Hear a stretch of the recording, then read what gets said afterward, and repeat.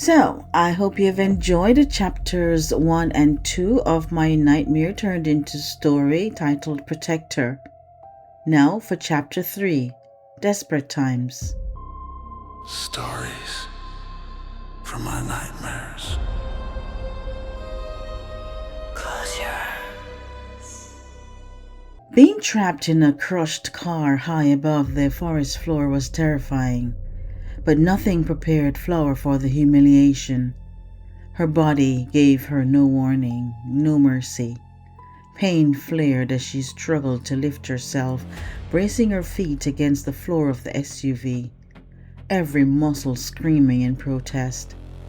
She pulled off the thin pullover she had slipped on the night before and peeled away her undershirt. The wound from her abdomen shot fireballs through her body as she struggled to pull down her shorts. Swallowing her sobs, she used her undershirt to catch what she could. The pain in her abdomen burned as she leaned forward. Her hands shook, tears blurred her vision. When it was over, she tossed the ruined fabric through the broken window and sagged back against the seat, breathless and shaking. Disgust curled in her stomach, but beneath it, relief. She felt human again. Rain whispered through the leaves above, tapping gently against the metal shell of her SUV. The air smelled clean, almost sweet. For a moment, despite everything, the sound soothed her.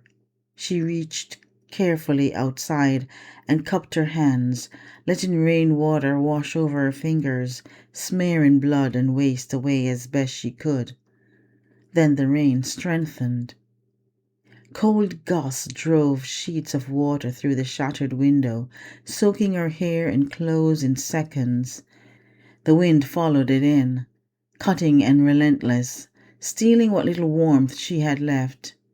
She began to shiver violently, teeth chattering so hard her jaw ached as the cold worked its way past her skin and settled deep in her bones.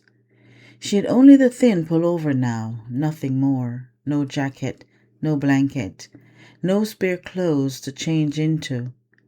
The fabric clung to her, heavy with rain, offering little more than the illusion of warmth. She could feel the heat draining out of her through it, seeping away, enclosing a hole she couldn't plug. Every gust made the pullover flap uselessly, as if mocking her for thinking it might be enough. Flower wrapped her arms around herself, hugging her own body as tightly as she could, trying to trap whatever warmth remained. Her shoulders curled inward, chin tucked to her chest, instinctively making herself smaller. It barely helped, but it was all she had.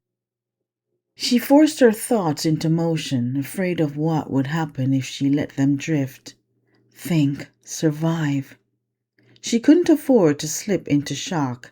She needed to stay awake, needed to see who came when she slept. Whoever had been bringing her food and water hadn't done it by accident. They knew she was here. They knew she was hurt. And that knowledge, more than the cold or the rain, made her skin crawl, because they weren't helping her leave.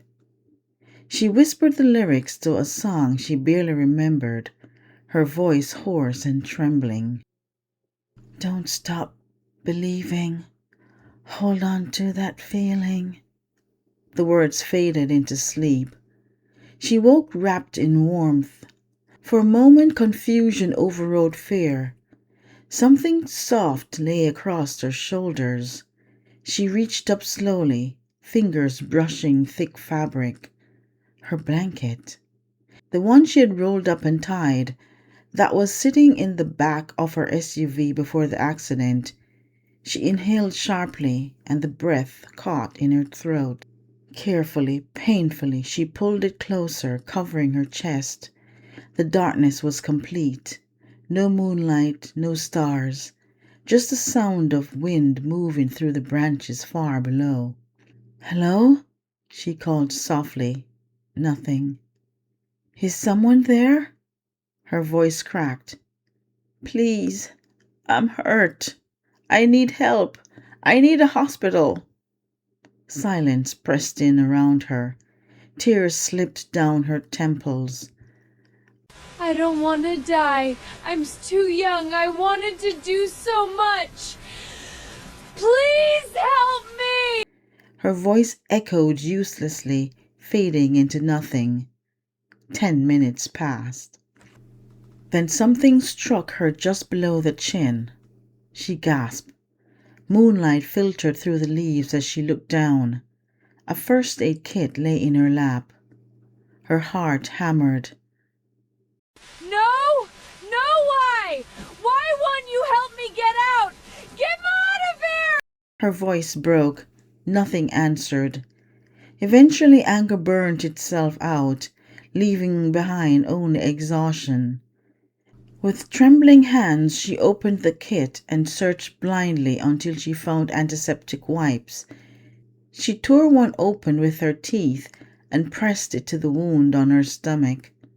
White-hot pain seared through her. She clutched the branch for support until the sting faded, then forced herself to clean it again. Burn and cut cream followed, then gauze and bandages. 2, overlapping, because one wasn't enough. She tended her hand next, then slumped back, dizzy. Her body ached everywhere. Her legs tingled, half numb from lack of movement. Hunger gnawed at her again. I'm hungry, she shouted weakly. Can you at least do something about that? Silence. Sleep took her. She woke to the scent of fruit.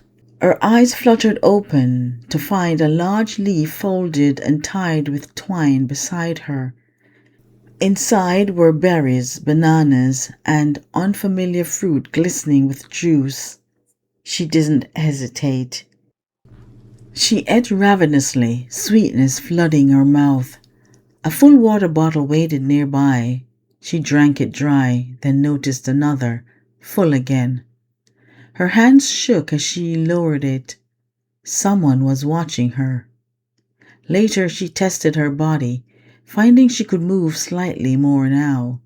She shifted, lifted herself enough to restore blood flow to her legs, ignoring the pain in her knees and abdomen. Relief came with humiliation again. By midday she cleaned and redressed her wound. It was deep, but survivable.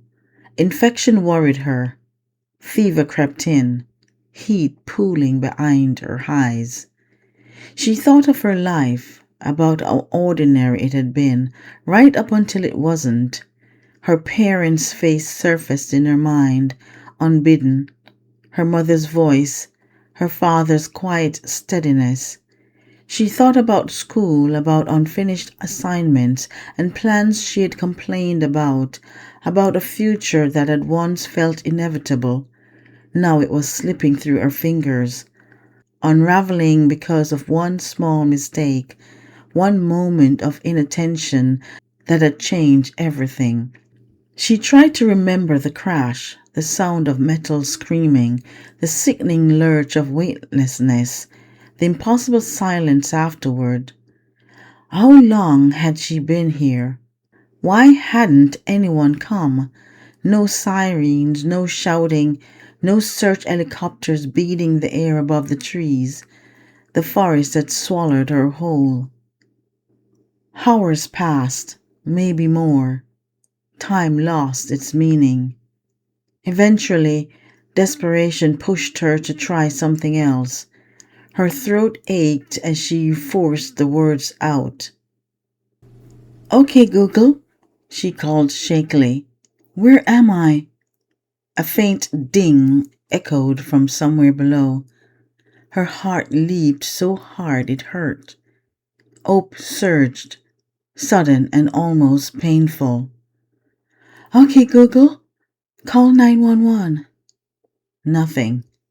Silence pressed in around her again, heavier than before. Then she heard it. Movement beneath her. Not wind, not branches shifting, fast, light, purposeful, footsteps or something like them, threading through the undergrowth far too smoothly. Her breath locked in her chest. The sound slowed, paused, as if whatever it was had realized she was awake, as if it were listening. Then it fled, tearing through the trees with terrifying speed, gone so quickly it might never have been there at all. Flower didn't scream. She didn't move.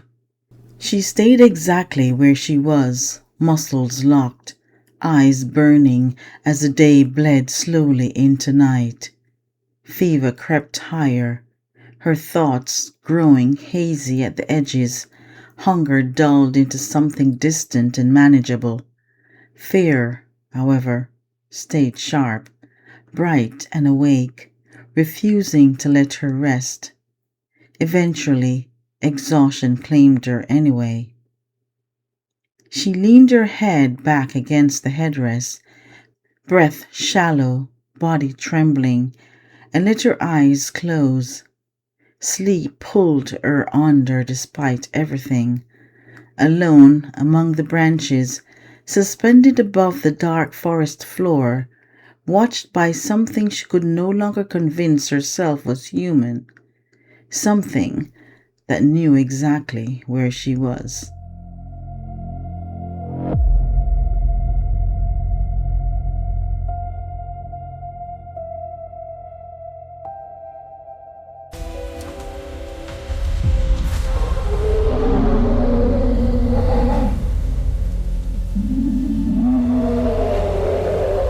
Thanks again for listening to my story, Protect Her. That was the end of chapter 3. Come back next time for chapter 4, titled The Attack. See you next time. Bye. Thanks for watching. Remember to like and subscribe.